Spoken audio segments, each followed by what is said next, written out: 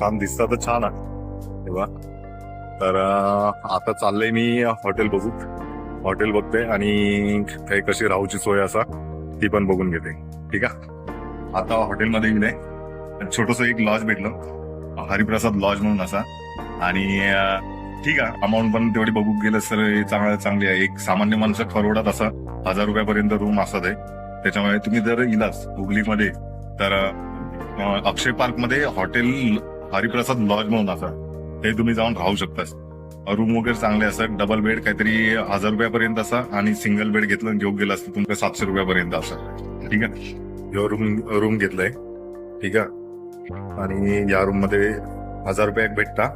ठीक आहे. 900 रुपये असा रूमची किंमत, पण चांगलं असं. टॉयलेट बाथरूम वगैरे व्यवस्थित असा. बेड पण मस्त असा. डबल लोकांसाठी छान आहे बाथरूम असं. मी आज आहे जेव केलेलं आहे. आता रात्री वाजलेले आणि मी दुपारी इले, तर दुपारी इल्याच्या नंतर मी काय फिरवलंय ना, पण मी झोपलंय त्याच्यामुळे माझे डोळे सुजलेले असतात.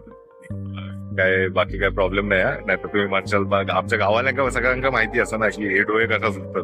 तर मी आज लय झोपलेलं आहे. खूप झोप येईल मला, त्याच्यामुळे झोपलंय दुपारी आणि मागाशी उठलंय. तर मग माझं जे हॉटेल असतं त्या हॉटेलच्या तिथे हॉटेल बंद असल्यामुळे मी आहेच लोकलमध्ये जेवूसाठी गेले. आणि लोकलमध्ये बघू गेले तर मग एक हॉटेल